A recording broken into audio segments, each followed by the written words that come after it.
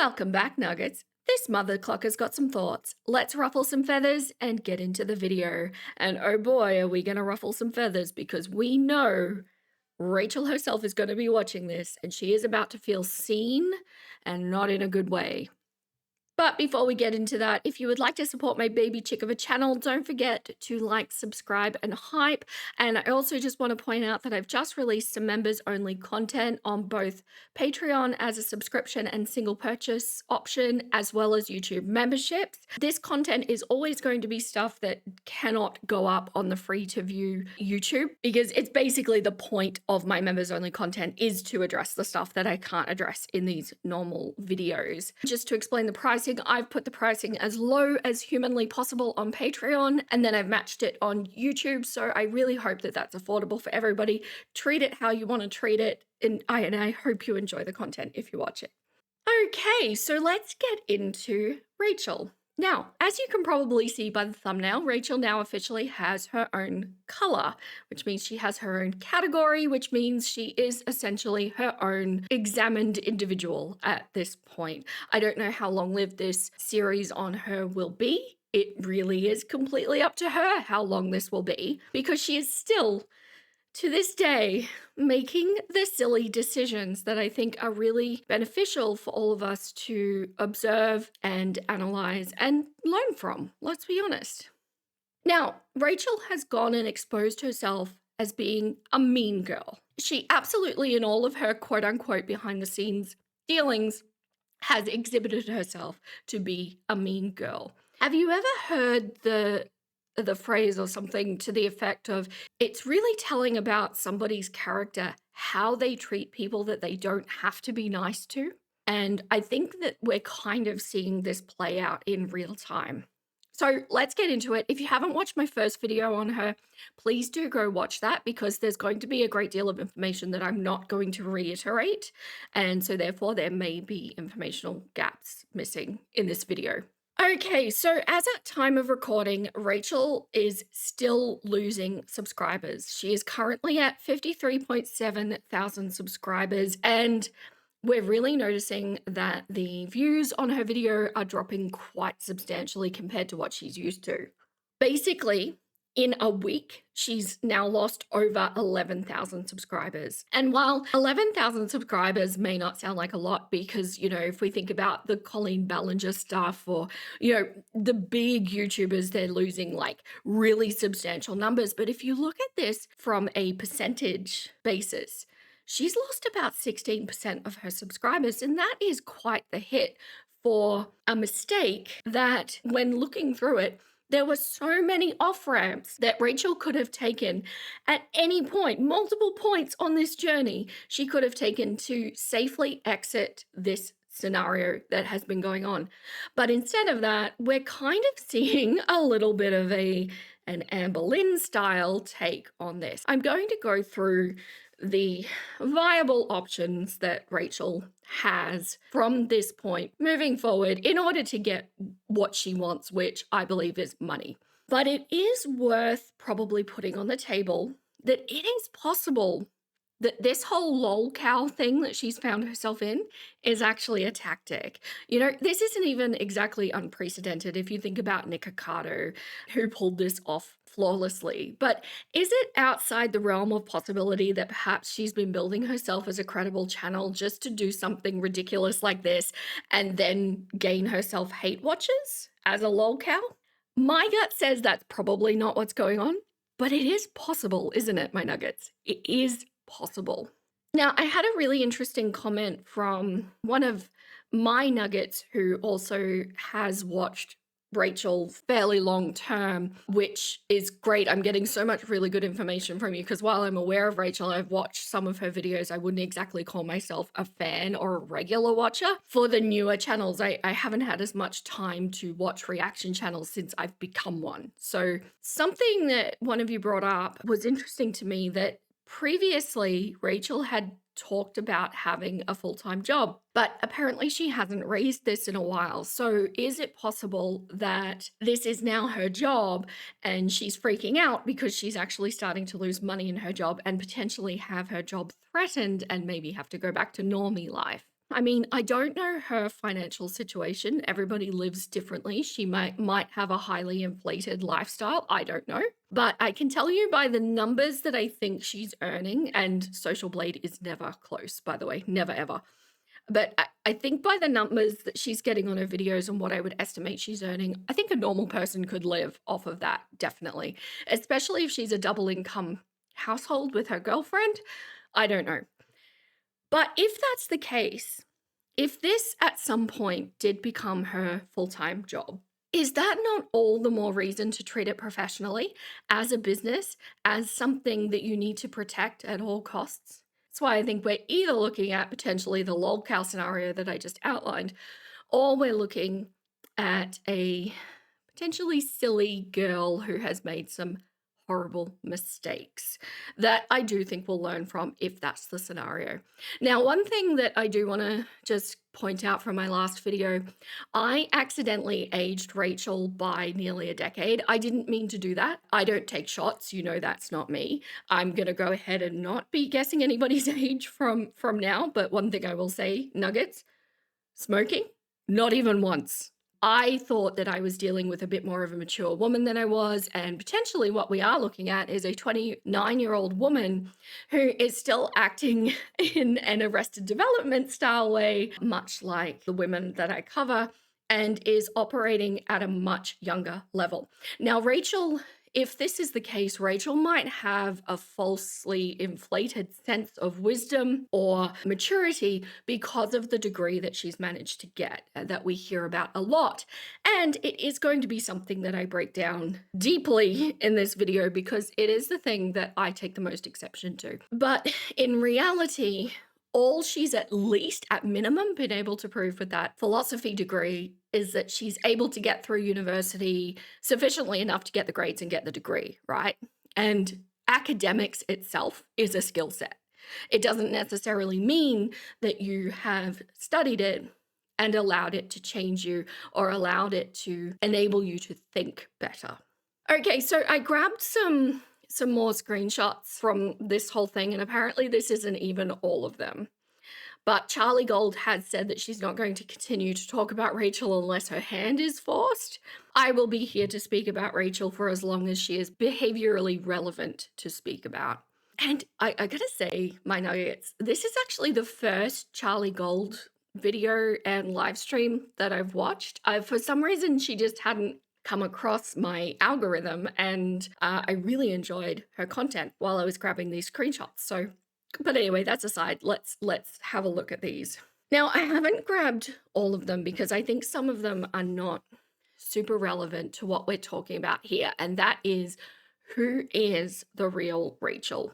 Because although you might watch a creator for a really long time, unless they're doing regular lives like somebody like Geordie, for example, you're watching curated, edited videos that might be scripted and might be portraying that individual in a certain way that is not necessarily indicative of how they are in real life. For me, though, what I will tell you is my personality and my thought processes are very authentic to who I am, really. The only thing you're getting is a little bit more of a consistent basis for that, right? So if I'm feeling a little down one day, I'm not going to come on here and bitch and moan about my life. I'm just going to kick it up a little bit so that you get a similar sort of Vera that you're used to.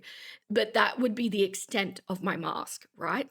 Compared to others may be playing a complete character, like Nikocado Avocado, for example. And I think everybody falls somewhere on this spectrum. So the question becomes, where is Rachel on this spectrum? My gut says that she is portraying somebody that she wishes she was, but is not who she is. Okay, so the first screenshot that I want to talk about is a conversation between Rachel Jawbone and a viewer. Now, I do just want to highlight, I don't actually know the reaction channel Jawbone. I've never seen their stuff. I don't even know what gender they are. But I think any reaction channel who was in this Discord should be very tentative moving forward if they want to keep their reputation intact. And that's a big if, isn't it? Okay, so Jawbone said, genuinely considering reaching out to Emily, that kind of money would change my life. Crying and laughing emoji. I don't know how serious this person is here, but I just want to echo what I said in my previous video. Is it at any cost? When we get money, it tends to come with, let's say, strings. And it might be as simple as you just lending your time in order to get money back. And it might be as complicated as completely ruining your channel for it. And I think it's always worth, if you're dealing with a very money focused individual, it's always worth weighing up the cost, because money in this world is not everything. And it's not even to be necessarily relied upon. And I do think that Rachel's largest mistake in this is being completely blinded by the money. But for what? For what outcome? Rachel responded, I feel like if people knew, they would be a lot more understanding. Haha. As in how much money she was making. So does that mean that there is a price? Does that mean there is a point where going through all of this would have been okay? There is a dollar amount on that. So what is it? Is it $3,000? The viewer said, I doubt it. I think those with the hump just like to have the hump. Rachel replies, they will anyway. When they see the donation, that video made 3.6K so far, so I will be forced to out myself. Ha ha. And then she's responding to something that Jawbone had obviously said earlier. By the way, I'm not saying you were writing Emily's blank. I'm just taking the piss out of what Amber said. Laughing, crying emoji. Rachel responded with, I simp for money, literally. Did people think I was gonna get the best tea in girl world for months and not have to get a bit muddy? Haha. So that to me is saying that Rachel is legitimately okay with bending her ethics and morals to this level. And look, when it comes to ethics and morals, I've discussed this at length in other videos. I think that's a very personal line that you need to work out within yourself what you're okay with. But I think when you're operating potentially on the kind of intellectual level that I think Rachel might be operating on, and it's not a shot, it's just I think where she's at in life, I think it can be a little bit naive or a little bit ignorant to say, I don't care what I have to do to get these large amounts of money.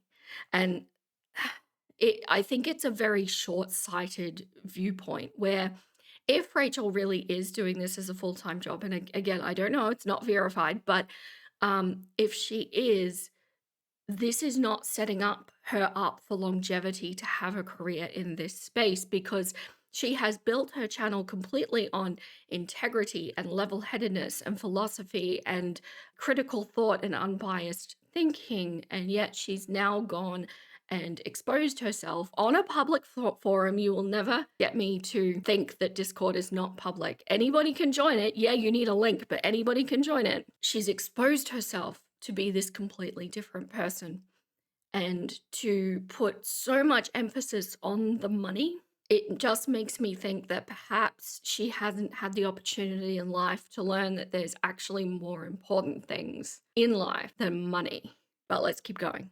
So, and somebody on the Discord put up, popular idiot, obese to beast, also riding the Rachel train. I personally like watching Obese to Beast. I like his content. He's not in the behavioral space for sure. He's definitely more in the nutrition space. So I don't know that he necessarily should have been commenting on this sort of thing, but he did, and it was good videos. It's fine. He put out a follow-up video that was very interesting to watch as well. But what was interesting in this one is Jawbone down the bottom saying, I'm avoiding other people talking about Rachel at the moment. I feel too close to the case. And I find this really interesting from this person, because that is acknowledging that Rachel has fully fumbled, is it not? And it's almost saying, I'm going to distance myself a little bit because I'm on the precipice of not looking good myself. And I don't know what kind of reception. I haven't looked this up.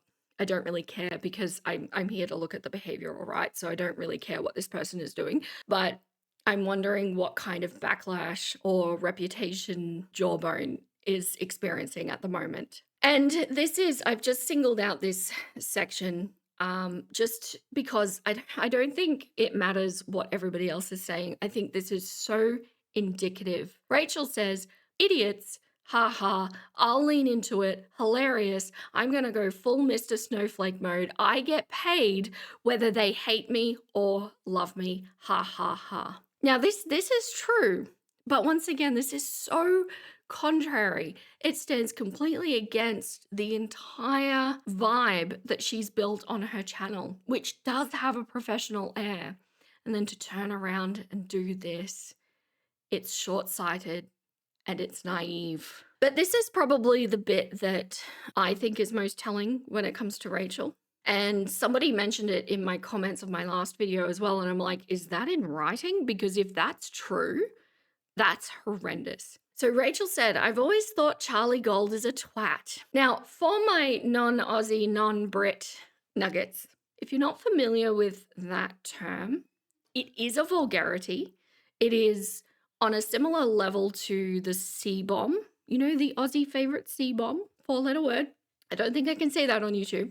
It's not a nice term. It's basically calling somebody stupid and annoying, which for somebody who is saying literally in her last video, we shouldn't be attacking other creators and we shouldn't be taking it so personally. To me, that is absolutely taking it personally. I think this is very telling. Now, look, the beautiful thing about reaction channels or YouTube in general is that not every channel is for everyone.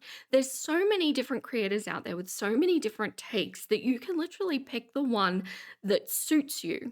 But as a fellow creator, I would never say something bad about a creator that I didn't like, right? You just don't say anything. You don't have to say anything. You can shout out the ones you do like, but sometimes I think just not saying anything at all is it's the professional, it's the nice, it's the gracious way to be. Apparently, this is in response to a video that Charlie had put out about the actual beginning of this, basically saying that, you know, Rachel, don't touch the poo, right? But Rachel has taken this personally, even though she repeated in her last video that Girl World is not serious and it shouldn't be taken personally. And yet, this is why I say it feels like she is presenting the person that she wants to be. I think she wants to not take it personally, but she can't help herself. So she continues on. Also, Emily would probably have never told anyone. She might have, but the stuff I know about her and the voice notes, etc., I have from her, she would have been very, very stupid to have told anyone about this. So she probably would never have. People are also forgetting I could have just paid her and it would also probably never have gotten out. Yes, that would have been one off-ramp for Rachel. Just pay her, you know, it goes away. It's fine. Nobody knows. None of this happens. That was an off-ramp, as was the first video she did. That first video really should have been enough for her to get a gauge on how her audience was going to react. So another off-ramp. Also, I know this is petty, but I make videos to make money, and none of these creators do it for any other reason, I'm sure. Ever the philosopher, Rachel, but there is a Vera rant coming. Just wait. And if we compare Charlie's views to mine, I'm doing something right. Laughing, crying emoji. Because time and time again, we're just seeing that Rachel is just so money focused. Hector Kana. Yeah, the people up in arms about it are either naive or stupid if they think we don't make money for videos. You know what, my nuggets? Here's the issue that I have with that. The money is not the issue. Money is not the point. There's more in life to selling your soul for some money. And money comes, money goes. It's a tool. It's a tool to get around and navigate life. It shouldn't be the point. It shouldn't be what matters the most. It shouldn't, in my opinion. And I would caution anybody who is doing this, money should not come at the expense of your integrity. Money should not come at the expense of your soul and who you are inside. It should not compromise your morals. And while I think that we can all very easily make these mistakes, I've absolutely made these mistakes. I've talked before about sales jobs that I was in. They were asking me to do some very unethical stuff. I did it and realized I couldn't handle who I was after doing it. So I refused to do it anymore. I would so caution anybody who is willing to do that, because money at the end of the day, it's not the point. And it's so superficial and it's caused so much evil. And I worry about these perspectives. And I worry even more so, I can't speak for Hector Kana, but somebody like Rachel, who is weaving philosophy in as lessons, I worry that that's who people are learning from. Rachel responds, if you offered them the amount of money I've made off this, they would all do way worse things than offer someone money and they change their mind. Also, they're mainly all mad because she's somebody with a predilection, and that stopped looking as likely as I thought. So hilarious how they think they know everything. So my nuggets, you guys are all adults, I hope. I worry about some of my content for minors, but you've all been 16. You've all been there. You think about yourself at 16 for a moment. Think about how sure you were, how you knew everything, how opinionated you were, how you were convinced that you were the smartest person in the room. And now think about how much you cringe about that. And I guarantee I'm not the only person in here to think, put your hands up, man nuggets, let's be honest. Who was the smartest person in the room when they were 16? And the problem is, when you're 16, you kind of have a taste of what it is to be an adult. You kind of have a little bit of autonomy, but you don't actually have any of the things that actually make you an adult. Hopefully, because I know some people do move out very young, and that's a rough situation to be in. But I'm talking about a normal upbringing, right? But sometimes what can happen when arrested development happens, or potentially if you have a very sheltered upbringing and maybe you've gone into university straight out of high school, you think you've got it all worked out, and then you learn something that makes your brain feel nice, because thinking about philosophy, and I'll get into it, it does make your brain feel nice, and you think you've got it all worked out, and then you start a YouTube channel and start talking some shit on the internet, and people start paying you for it. Now all of a sudden you are reinforced with your opinion that you have this all sorted out. You can make all the money, you can do what you want to do, everybody else are just fools, right? It's like that 16-year-old never really learned about what matters in life. The 16-year-old never got humbled. The 16-year-old just built an ego further and further and never stumbled up until this point.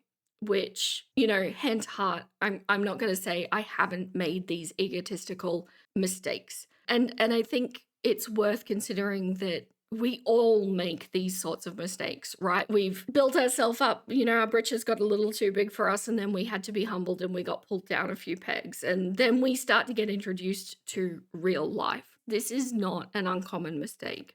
A lot of us, me included, was fortunate enough to make those mistakes privately and not in front of thousands of people on a large platform.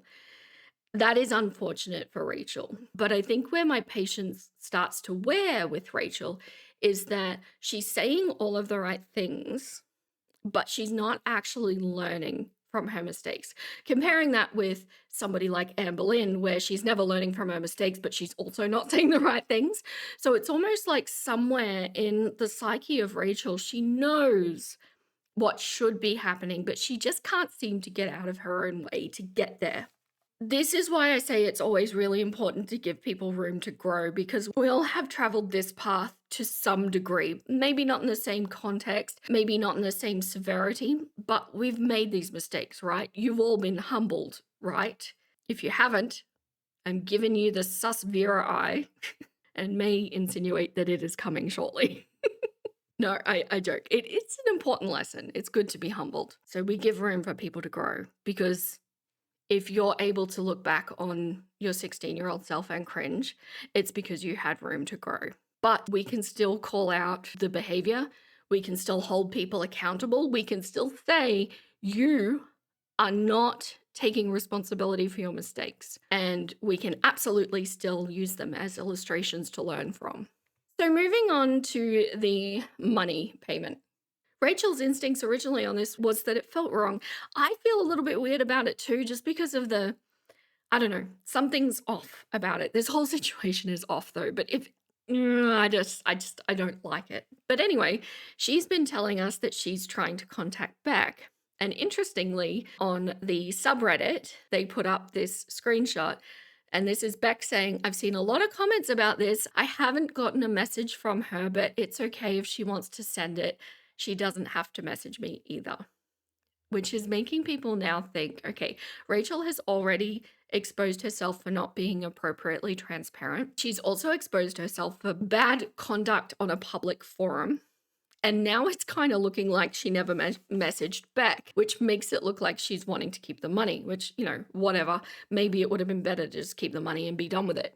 I don't know if she never messaged back, because she did put up a screenshot of a message to somebody called Beck Williams, but we can't actually confirm if this is Beck, because it's definitely not the Kind of Good Kind of Beck page on Instagram, and there's no photo or anything like that. So she's obviously messaged a private account.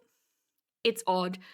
Once again, I also want to stress, it takes very little Photoshop ability to be able to create these guys. So like we can't 100% confirm that any of these are real until the correct people confirm that they're real. So I don't know. I'll leave that question mark up to you to make up your minds about how you feel about it. But she did put up this community post a couple of days ago. This was after her quote unquote apology video. She said, "Hi all, I hope everyone is well. Now that Beck has confirmed that they are happy to receive the money via PayPal, I wanted to check before I sent it because I didn't want to cause any issues with them with insurance or subsidies. I have now sent it. Please see below the screenshot of the payment made to Beck just now, and a screenshot of me messaging them prior. I wish them safe surgery, a speedy recovery, and all the luck in the world." Edited to ad for those asking. This is the entire ad revenue from this video with no deductions. See post above. I want to add that this whole situation has been my fault. I said catty things that I shouldn't have said about some of my fellow creators. I made inappropriate and flippant comments about the money I earned from my YouTube channel, when in fact I am overwhelmingly grateful for it and for every single one of my subscribers. I also called DV related receipts tea, which I'm sorry for. I offered to pay Emily when I should not have. I was not upfront with my viewers from the start about the agreement which I made, and I am sorry for that. I am also sorry to my wonderful viewers who have been disappointed by the attitude I showed in the Discord messages you saw. I am resolved to never make these mistakes again and to learn from this. I think the insidious thing about Rachel and what is concerning is that she clearly has the intellect and the communication skills to say all the right things. But then the problem is the things that she says and the actions that she does don't match. And I think that's where this kind of dissonance is happening, because she was still catty to Salty Crab directly after recording her apology video and before uploading it. So while I do think that Rachel is the type that will learn from this, I don't think she's enjoying this, and I don't expect to see necessarily a repeat of this from her. I don't necessarily think she's learned at a core personality or behavioral level exactly why this is going the way it is. I don't think she gets it. And I see a lot of you drawing parallels with Amberlynn with her, and I absolutely agree. I think the comprehension levels on this kind of thing are very, very similar between the two of them. That is concerning for her credibility as a reaction channel moving forward. I'm going to get into how I think this could have been avoided and what she needs to do moving forward. So if Rachel is listening, you can get my unsolicited advice on this. Take it or leave it. So she also included the screenshot of sending $4,570.20 US to Beck.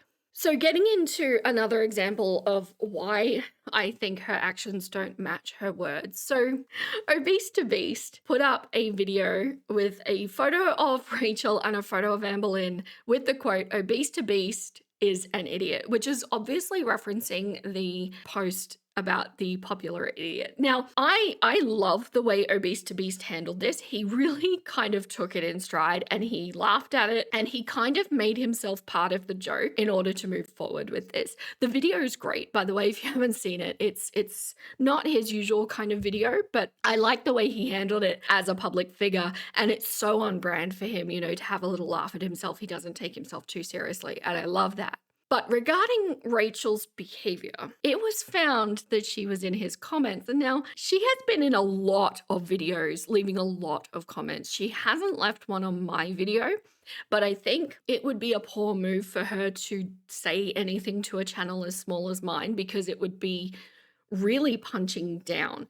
And I would absolutely make a video on her response if she was to do that. And I think small channels have that benefit of a little bit of protection in that way from the bigger channels. So she's punching up all of the channels that are like equal size or larger than her, she's commenting on. And this is what she commented on Obese to Beast's video.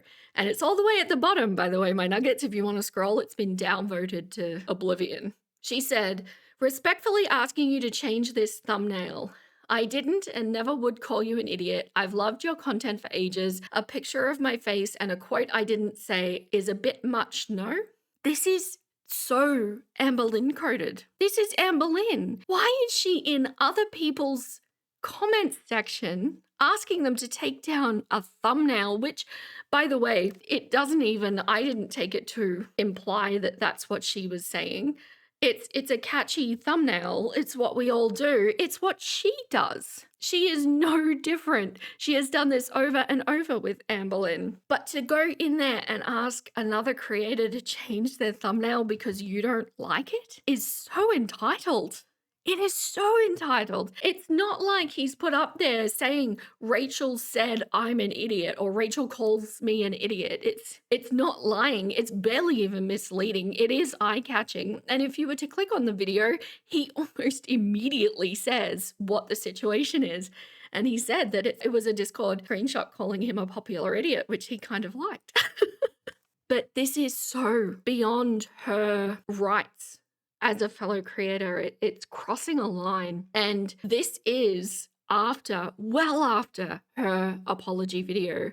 And it's around the same time as her putting up that second community tab post. So this is why I say I'm not sure that she is making the connections that she needs to make. I don't think she understands why people are mad. And ironically, I think if she had have allowed her philosophy degree to change the way she thinks, she actually would get it. So yesterday, she put up this video entitled "The Amber Lynn Reid Leaked Video is Wild." Now, I watched this video and I thought, okay, maybe she's going to start making a little bit of progress, because I don't necessarily think that she should leave the internet.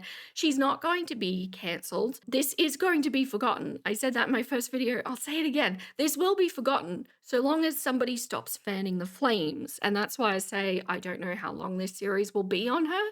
It's completely up to her. The ball is in her court. But right now, she is still engaging in behavior that is fanning the flames. Now, this video, she returned to her philosophical, level-headed, authority on the subject, learned, educated self. It's as though nothing happened. It's almost as though this video was recorded prior to all of this going down, which it can't have been, because that leaked video was right in the middle of all of this. She does not address it at all. She is going to the, let's just not address it. Let's completely blanket. It didn't happen. Let's move on. Now, I would say that would have been a viable strategy for her at one point, but we are way beyond that. The fact that she did her last apology video, which also was very much a finger pointing video and really wasn't taking accountability for her wrongdoings, or seemingly understanding what her wrongdoings were. If she had have done a proper apology video and then continued on as normal, and had it have been somewhat well received, that absolutely would have been a viable strategy for her to do.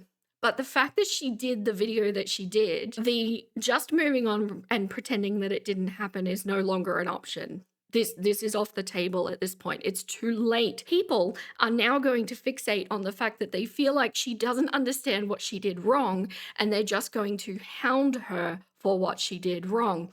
And to make things worse, this is a screenshot of her comment section on this video. Everybody's convinced that she's moderating and deleting comments. And some of them, by the way, are very witty. They say you're clearly deleting comments. They say the fact that you can't take a break when your audience is angry with you tells me you are 100% money driven and that you seem to think you're better than us. Interesting. 100%. This person, these people get it. The audience always gets it. Another one says, just so you know, deleting comments is living in an echo chamber, queen. Heart. Yes. And another person says, gossiping about other people's tea while you're drowning in your own is wild. Yeah. Considering how close she got to Amberlynn's story, I actually feel within myself that it's a little bit inappropriate that her next video back was about Amber. It doesn't feel right. It's almost like, because I said in the first video, it feels like vibes of the current girlfriend bad-mouthing the ex-girlfriend of Emily, right? And that's still how it comes off. So now with the context that we have, it comes off so catty and so petty and almost jealous. I'm not saying that's what it is.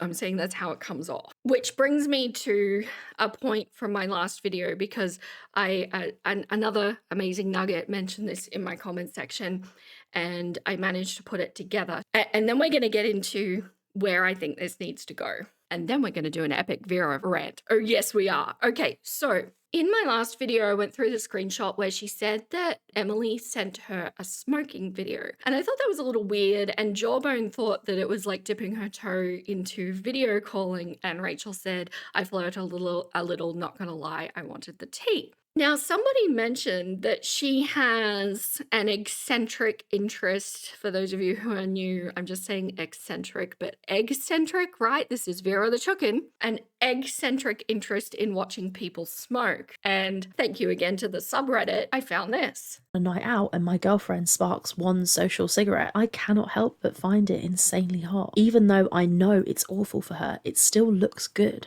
So all of a sudden with this context, we're not now looking at Emily sending her some random smoking video, because I think to the majority of us, that sounds a little weird, like it's a little what? All of a sudden, now we're looking at, well, Rachel probably told Emily that she loves watching people smoke. And so now Emily is sending her a video of her smoking. This is now not just idle flirting or being polite or however you want to define flirting. This is playing into what people find attractive, what people find a turn on. This is much, much more escalated than a little bit of, oh, I flirted a bit to get the tea. And sadly, and something that I do not support, and I really don't like it, at this point, Rachel has been doxxed by Kiwi Farms, and it is rough because they're also doxing her parents and everything. And it's dangerous because you don't know what kind of situations people are in. Like, especially even if you take Rachel out of this situation, her parents, you could be putting them in danger. And it scares me a lot that people do this to people. And although I think that she's betrayed a lot of people and let a lot of people down and exhibited poor judgment, I don't think that she is deserving of being doxxed. Losing subscribers, sure, do that until the chickens come home, but not being doxxed. But we do know that Rachel is a smoker at this point, and it seems like her girlfriend is at least a casual smoker. So this is something that is in her life, and for Emily to be directly sending her a smoking video, I think speaks volumes. And I don't think I need to harp on this. I think this is really clear. And the fact that those flirting messages, screenshots, have not been released by Rachel yet, I think really says that, yeah, this was more than just I'm being nice to get the tea. Okay, so from where I sit before my epic Vera rant, because I know not everyone's going to be interested in the topic that I'm going to be discussing, so that's absolutely okay. You treat my content the way you feel fit to. Rachel's going to want to hear it though. But here's 4 things that I think are a viable outcome for Rachel at this point. Now, Rachel wants, clearly, to have this go away and to keep everything the way it was, right? So she wants to have the kind of channel that she wants. She wants to spout her philosophy. She wants to feel educated and my feeling above people. And she absolutely, evidently wants to keep making the money. The way she's going about it right now, after that quote unquote apology video, and to be now trying to move on as though nothing happened, is not one of the options. It's too late. She's going to keep getting herself in hot water to go down this path. So the 4 viable options that I see to get her the closest of what she wants, I think her best option would be take a break for a couple of months or however long it takes for people to, go get distracted by Amber and Chantel and all of that again, and make a return with sincerity, with real apologies and real accountability. And then maybe if she pulls that off, she'll be able to go back to doing what she was doing. Yes, she's lost subscribers. Yes, she'll probably continue to lose subscribers for a while, but people will forget and people might even gravitate back to her. And this is just the nature of the internet. We've seen much worse people do much worse things and still have platforms. The reason why I think she won't take that option is exactly what one of her viewers said, is that she wants the money and she doesn't want to take the break. Which is fine. This is a what do you want more situation, right? Another option is that she completely leaves the internet. She goes back to a normie job and continues on the trajectory that her life was on to begin with. I don't think she wants to do that either, because I think that the money compared to the work that she's doing is probably better on YouTube compared to what she was doing in real life, especially as somebody with a philosophy degree. I don't really know what kind of job that would get you in the real world, especially with the way the economy's going at the moment. And I'm not an authority on that topic. So if somebody is more informed, please let me know. But potentially she was probably doing a very normal sort of job with a very normal sort of income, which is not as plush as what can be done and what she has been doing on YouTube. So what does she want more if she wants the money more? 2 options without the break. 1, embrace who she is. Be authentically her. Go mean girl. Embrace the mean girl. She is a mean girl. There is an audience for that. We see reactors that are like that now, but if you think about people like Jeffree Star, he's built an entire empire on being a mean girl, and he's a lot older, which means that he shouldn't be getting away with it, but he does. And even if you want to talk about a reactor, think about Rich Lux, another mean girl. So the audience is there. It won't be her current audience, but she will gain an audience for that if that's the route she wanted to go. At least then people would say, well, she is being authentically her and she doesn't apologize for who she is, so I can support that. Or embrace the lol cow. Do a full Nikocado, become one of the girls. I still can't say it. It's horrible for Aussie accents. Girls. Embrace the long cow. Become one of the girls. Start doing your content. You can even stay reacting to them as a ridiculous human being if that's what you want to do. But nobody is going to take her seriously as a philosopher at this point. She has lost all credibility. And while I do think she could build it back, it's going to take a long time. And I'm not sure that Rachel has exhibited the patience required as an individual to be able to achieve that for herself. So those are the 4 options that I see for Rachel moving forward. Let me know what you think. Have I missed one or 2 or more? Do you think there's any coming back for this from her? Would you give her a second chance? Because I know that there's a lot of you, new nuggets, hello, by the way, introduce yourself, I want to say hi, that have come from her saying that she's not who you thought and that really disappointed you. Would you give her a second chance? Okay, so let's get into the Vera rant. Now, the thing that everybody is focusing on and speaking about is actually not the thing that I am most irate about. What I am most irate about is the fact that she presents herself as a learned philosopher who is imparting philosophical wisdom on the masses using Girl World as an illustration. Now, I do not have a degree in philosophy.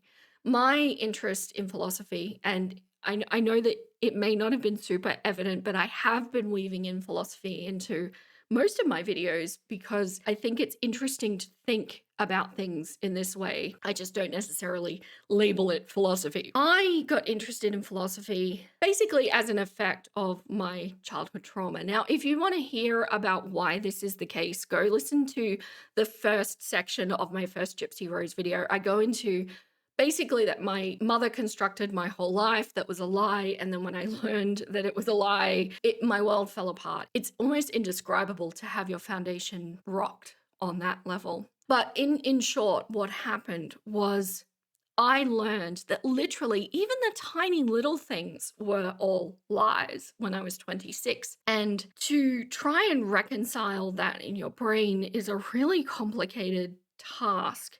And what I wound up doing was just kind of acknowledging that if I didn't see things for myself, then I can't rely on them to be true.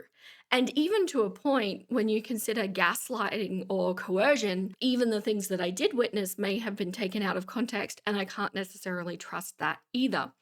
So when you get onto the thought process and you start to reconcile, well, everything's a lie, that means that in turn, everything can also be a truth. And if everything is either all a lie or all a truth, then it means that nothing is a lie and nothing is a truth. And one of the absolute core principles in almost every school of philosophy that you could possibly research is being comfortable with uncertainty. And this is an underlying principle that I put into pretty much every video I put out. We examine all of the different perspectives, all of the different possibilities, and a lot of the time I emphasize that we don't need to know. It's okay to live in not knowing. It's okay to not rely and be comfortable with absolute statements and blanket statements. In fact, I would say the only blanket statement that can exist is when asked a question, the answer should always be, it depends. An example of that, can Rachel recreate her career on YouTube? It depends. Right? It depends how she handles herself moving forward. It depends how she makes amends with her viewers. It depends which path she tries to take. No matter what the question is, it depends. And when you start applying that to your life, you start to be able to see bigger pictures. You start to think critically. You start to get curious. And I think curiosity is the foundation of philosophy in its entirety. For example, I couldn't quote a bunch of philosophers, but one thing I do know, the Socratic method, which is one of the oldest, right? It's kind of like you absolutely would learn about Socrates if you're doing a philosophy degree. The core principle of the Socratic method is I know that I know nothing. It is being comfortable with knowing that there are factors beyond you. It's being comfortable with questioning things. It's being comfortable with debating things and asking questions and investigating things and yet still not knowing the answer. That is the core. Now, what is ruffling my feathers is that Rachel is presenting herself as this person, and yet in her apology video and in her screenshots, she evidences time and time again absolutist thinking, the inability to be able to understand the difference between a subjective and objective fact, and the fact that she herself is not exercising critical thought.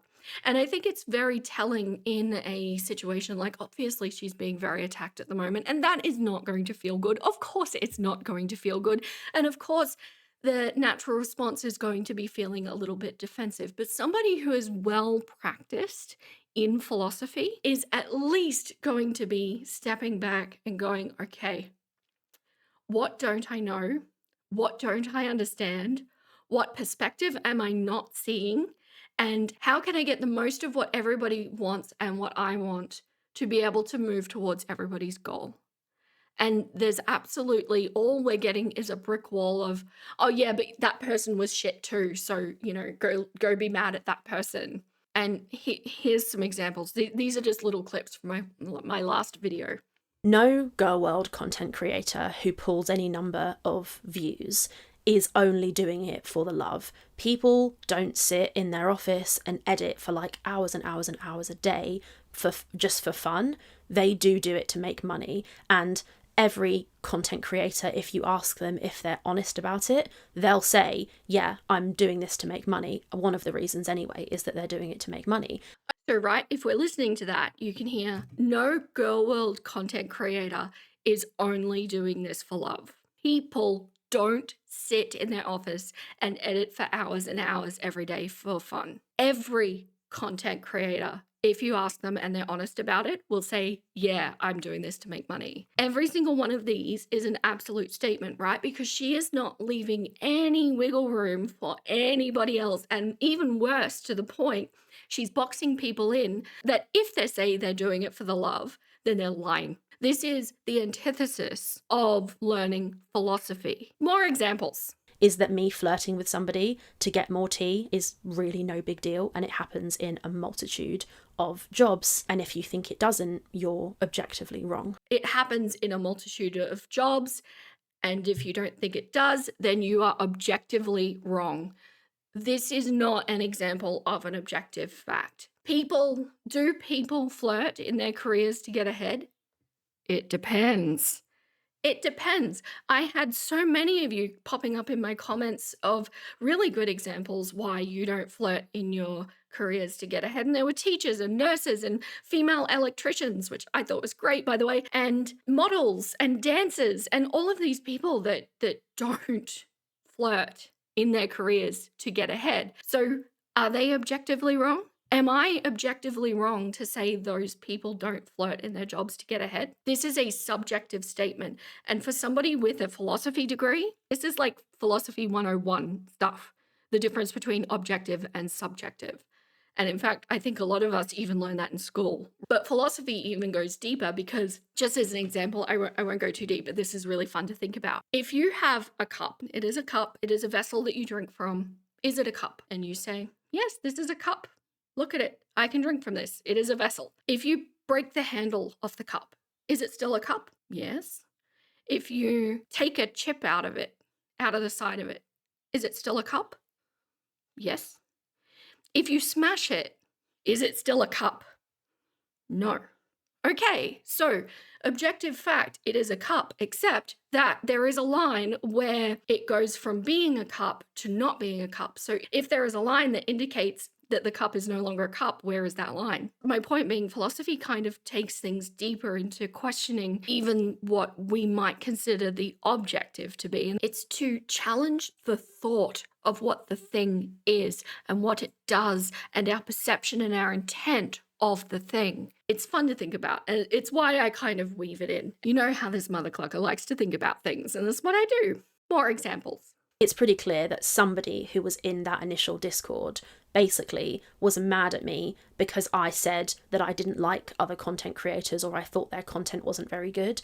And, you know, we're all allowed opinions, right? That's what the internet's here for. If I think somebody's content is mid and I say it, that's what I said. That's my opinion. This idea that she's saying that she thinks everybody has opinions is also wrapped up in this nice little bow of saying, I want to have opinions about everybody else, but I don't want you to have opinions about me, because the behavior evidences asking people to change their thumbnail. Well, she doesn't want that person having that opinion about her and going in and making catty comments to other creators. Well, again, she doesn't want those people to have that opinion about her. And even worse in this particular example is there is a little bit of gaslighting going on, because she didn't just say Charlie Gold's content was mid.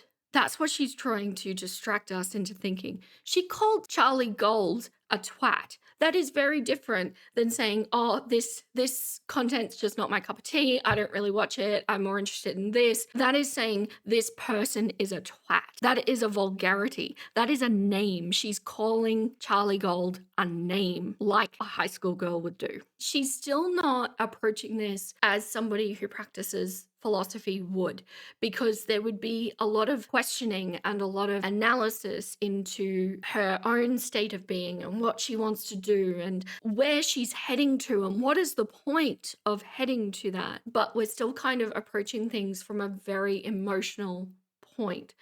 So my point in all of this, Rachel is clearly somebody who has studied philosophy and has not allowed it to change her.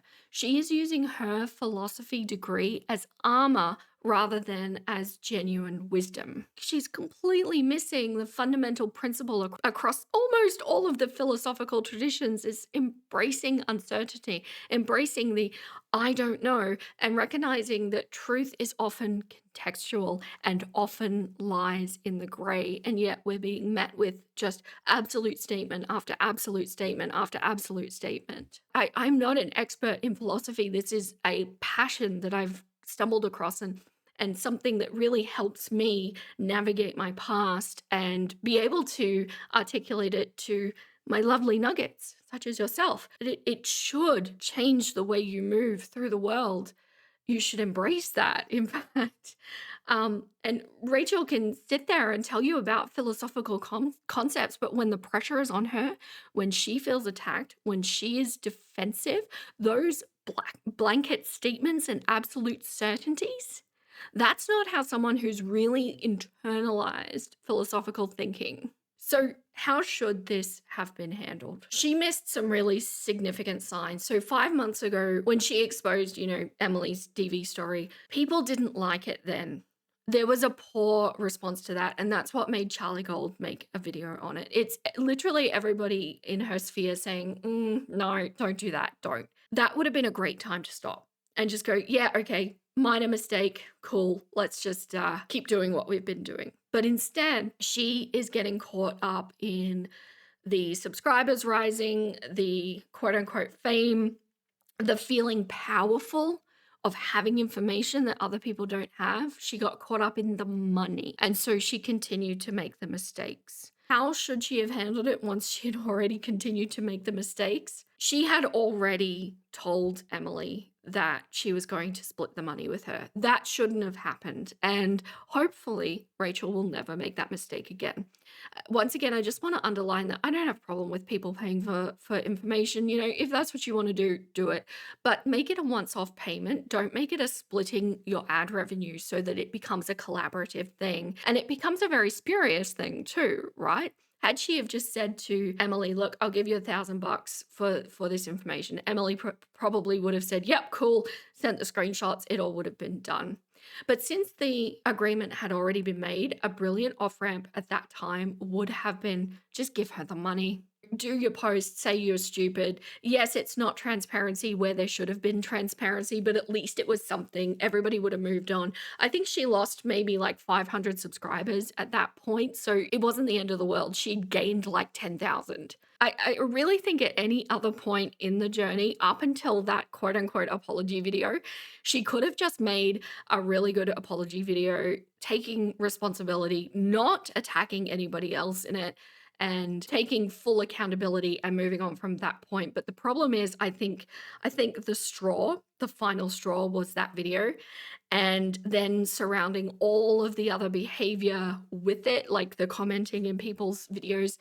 Yeah, at this point, now she has whittled down her options much further in how this can be handled moving forward. And by the way, Rachel, if you're listening to this and any of this resonates with you, do not look at my channel count and think that I could not possibly know what I'm talking about. Trust me when I say I know what I'm talking about here. Trust me when I say you have been seen for the person you are, and people are not going to let you forget that until they feel that you have acknowledged properly, without any diversion, what you've done wrong. And the irony of this whole situation is that she's been saying this about Amber for a year.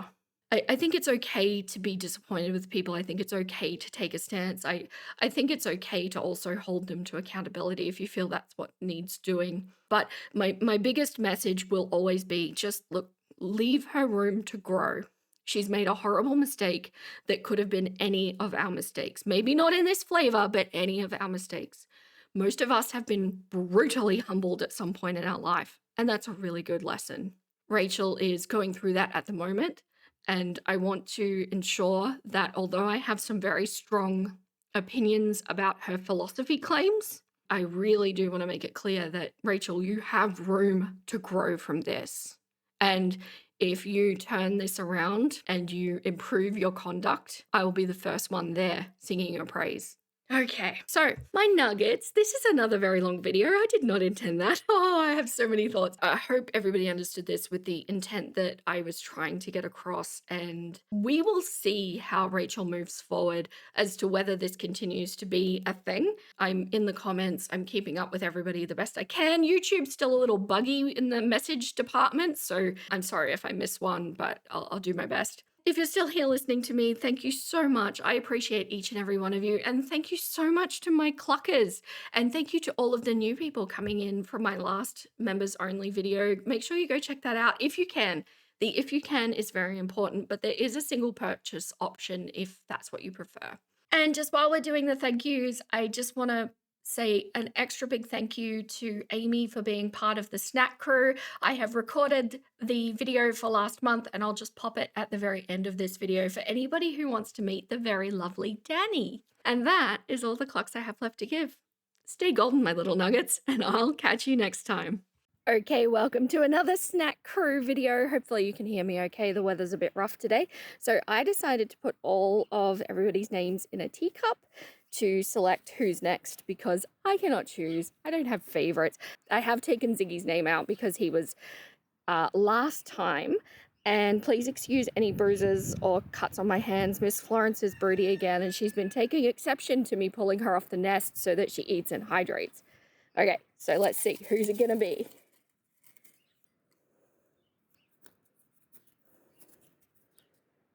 Danny, little Danny. This is a silky girl. You guys are gonna love this. Thanks, Freddie, right as I started recording. So I have some of Miss Danny's favorite. She is a bread fiend and she loves wormies. So we can only have some bread because it's not super good for them, but they really love it. I thought I'd just put in a voiceover because I think it's a little bit noisy going on. Don't mind the farm machinery in the background, but she makes some very cute noises, so I wanted to keep her in. So this is Danny.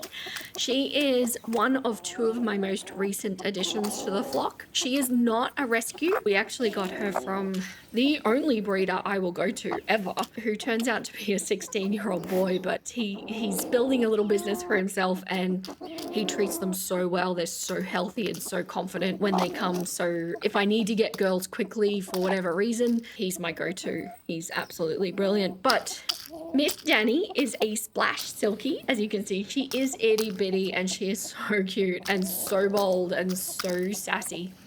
And we got her because her boy, who you can see over there, is all lover and no fighter. And this boy is just one of those roosters that needs more girls than other roosters do. Because he can be a little bit much at times, but he's a sweetie, he is. So Danny's still really young, but she's an absolutely amazing layer, but she's so sassy. She's very sweet though. Her sister is sweet too.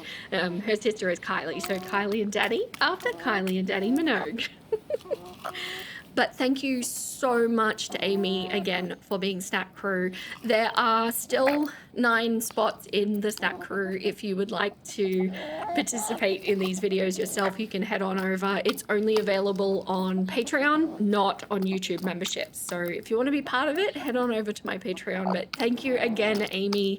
I so appreciate you. I hope you liked this one. If there's somebody that you would like to see specifically, let me know. But otherwise, I'm just going to keep picking them at random and you can hear about them. Did you? This was so cute. Did you hear that sound? Now, chicken owners will know what that sound is. What that sound is a warning call. This is the sort of sound that they will do if they see a predator or something that is threatening them in some way. Now, I just want to make note that the only thing that happened here is indeed she finished her snacks. So she is warning calling over the fact that there are no more snacks, despite the fact that she just ate her weight in bread and wormies. Thank you so much from Danny and I.